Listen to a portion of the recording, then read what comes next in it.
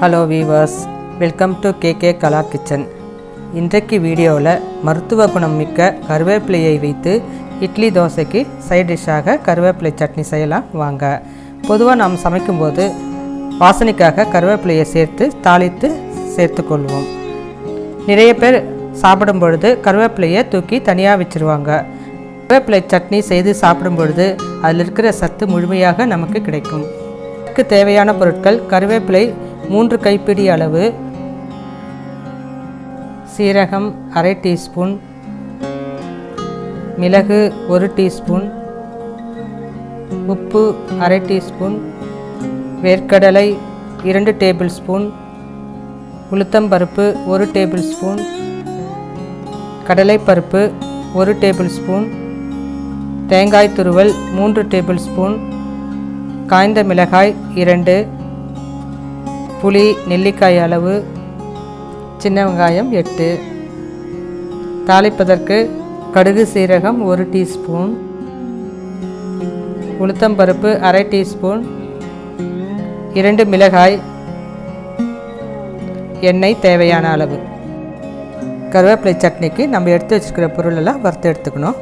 அதற்கு கடாயில் 2 டீஸ்பூன் எண்ணெயை விட்டு எண்ணெய் காஞ்சதும் வேர்க்கடலையை போட்டு வேர்க்கடலை பாதி வறுபட்டதும் கடலைப்பருப்பு, உளுத்தம்பருப்பு, மிளகு, சீரகம் போட்டு கடலைப்பருப்பு சிவந்ததும் சின்ன வெங்காயம், மிளகாய், புளி, தேங்காய் துருவல் எல்லாத்தையும் சேர்த்துக்கலாம்.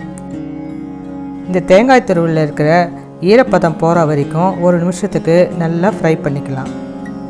அடுத்து கருவேப்பிலையை போட்டு 1 நிமிஷத்துக்கு நல்லா ஃப்ரை பண்ணிக்கலாம்.